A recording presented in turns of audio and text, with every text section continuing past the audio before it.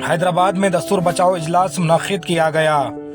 तफसीलात के मुताबिक हैदराबाद के खुली कुतुब शाह स्टेडियम में कांग्रेस पार्टी रुकन पार्लिमान इमरान प्रताप गरी ने हिंदुस्तान का दस्तूर बचाओ मुहिम चलाई और उन्होंने कहा, हम सब हिंदुस्तानियों की जिम्मेदारी है कि अपने दस्तूर की हिफाजत करें ताकि हमारा हिंदुस्तान आज़ाद था और आज़ाद रहेगा। और जमाल शरीफ एडवोकेट व नायब सदर नशीन TPCC माइनॉरिटी डिपार्टमेंट ने भी अपने ख्यालात का इजहार किया और तेलंगाना की आवाम से अपील की है कि वो अपने दस्तूर को बचाए और अपने हक के लिए लड़ाई जारी रखे। और इस मौके पर कांग्रेस पार्टी के सरकर्दा कायदीन के अलावा अवाम की कसीर तादाद मौजूद थी। आइए देखते हैं इस रिपोर्ट में।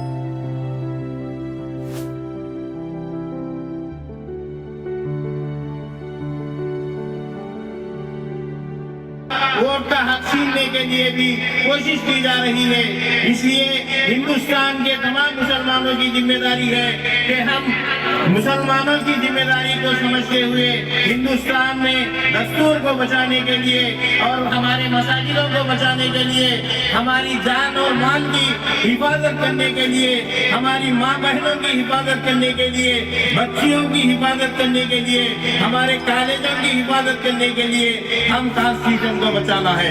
ये आपकी और हमारी जिम्मेदारी है। आज का ये जलसा हिंदुस्तान के संविधान को बचाने के लिए खुली कुतुब शाह स्टेडियम के अंदर मुनक्किद किया गया, जिसके अंदर all India Congress committee minority department के चेयरमैन और हिंदुस्तान के एक मुमताज शायर राज्यसभा के मेंबर जनाब इमरान प्रताप गरी साहब यहाँ पे तशरीफ लाए हैं।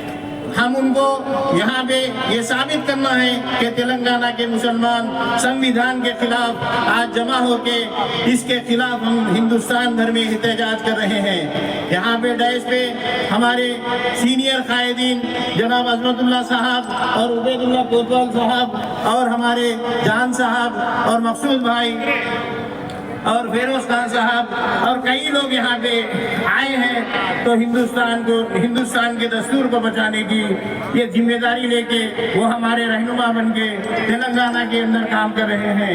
जनाब आमिर अली खान साहब, शब्बीर अली साहब, ये तमाम लोग हिंदुस्तान के मुसलमानों की हिफाजत के लिए, काम के लिए तेलंगाना में काम कर रहे हैं। तो ये आपकी और हमारी मीटिंग है, आपकी और हमारी जिम्मेदारी है। इसको बचाना है, इसके खिलाफ लड़ना है, इसके खिलाफ काम करना है। हिंदुस्तान का जो दस्तूर आज तब्दील होने जा रहा है, इसको बचाने के लिए जो हमारे कायदीन और रहनुमाएं और हमारे बड़े लोग जो काम कर रहे हैं, हम उनका साथ देते हुए हिंदुस्तान भर में इसकी तहरीक चलाना है।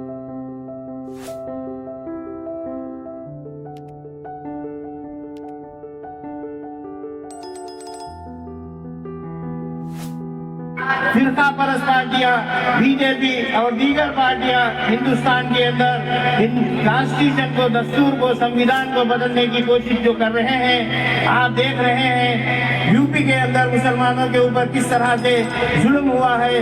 वहाँ पे मसाजिदों के ऊपर, घरों के ऊपर बुलडोजर चले हुए हैं। तो आज तेलंगाना के अंदर मुसलमानों ने एक मुत्तहिदा तौर पे फिरका परस्त पार्टियों को मुंहतोड़ जवाब देते हुए कांग्रेस की हुकूमत को कायम किए हैं। जनाब रेवंत रेड्डी साहब तेलंगाना के चीफ मिनिस्टर बने हुए हैं। तो हम यहाँ पे जिस तरह से सेकुलर हुकूमत को कायम किए हैं, आने वाले दिनों के अंदर राहुल गांधी और प्रियंका गांधी के हाथ को मजबूत करते हुए हिंदुस्तान भर में हम सेकुलर हुकूमत को लाने के लिए, कांग्रेस हुकूमत को लाने के लिए आप और हम मेहनत करना है। ये हमारी जिम्मेदारी है कि हम दस्तूर को बचाना है। आज जिस तरीके से हमारे बड़े लोगों ने, बड़े भाइयों ने आज हैदराबाद के अंदर ये अजीम शान जलसा मुनक्किद करते हुए संविधान को बचाने के लिए, संविधान के लिए जो जलसा मुनक्किद किए हैं, मैं इस जलसे को जो मुनक्किद किए हैं उन तमाम कायदीन को मुबारकबादी देता हूँ।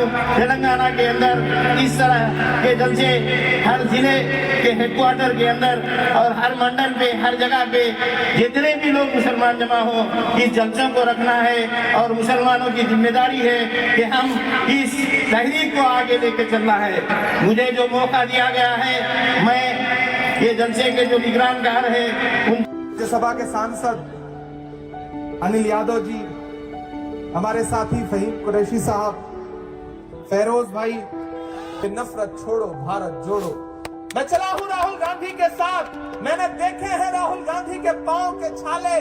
4000 किलोमीटर इसी आईन को बचाने की लड़ाई लड़ने के लिए वो इंसान कन्याकुमारी से कश्मीर तक चलता रहा, अपने पैर के छालों की परवाह किए बगैर। मैं चला हूं राहुल गांधी के साथ। मुझसे लोग कहते थे, इमरान साहब आप तो सियासत दामाद में हैं, शायर पहले हैं, आप राहुल गांधी के साथ चल रहे हैं, आप क्या कहेंगे? तब मैं कहता था कि जो हर जालिम से टकराएगी वो आंधी बनाऊंगा, जो हर जालिम से टकराएगी वो आंधी बनाऊंगा। नए अंग्रेज आए हैं, नया गांधी बनाऊंगा। सरकार को, ऐसे दरबार को मैं नहीं मानता, मैं नहीं मानता। मैं उनके खिलाफ खड़ा हूं, हम सारे लोग उनके खिलाफ खड़े हैं और आपको भी पुकारते हैं कि इस लड़ाई में आपको आईन के साथ खड़ा होना है। हैदराबाद वालों, आप बड़ी तादाद में यहाँ इकट्ठा हैं। मैं आपकी मौजूदगी को सलाम करता हूँ और मुबारकबाद देता हूँ पूरी टीम को जिसने ये प्रोग्राम ऑर्गेनाइज किया है।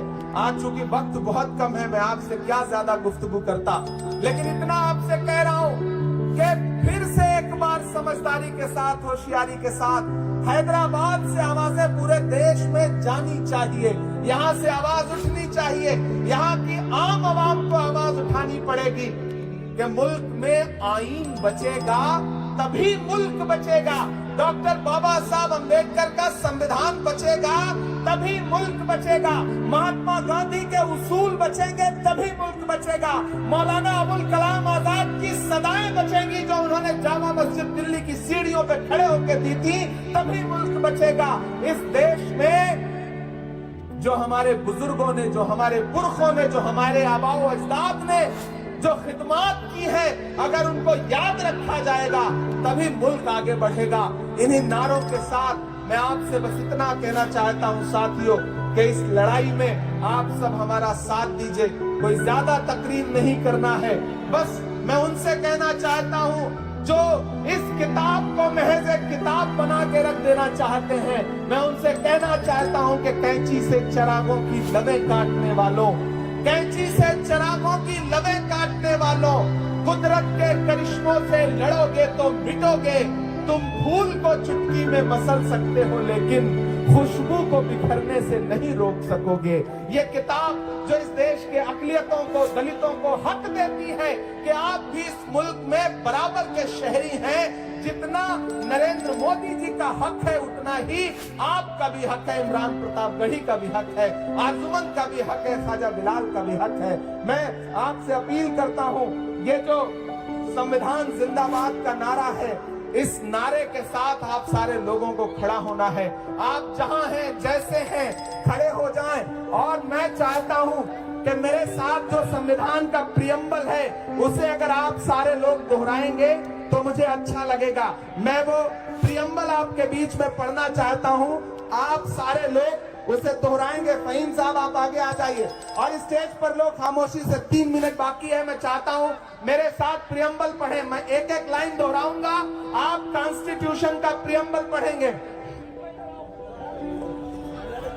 हम भारत के लोग, हम भारत के लोग, बावाज़े बुलंद पढ़ना है, दिल्ली तक सदाएं जानी चाहिए।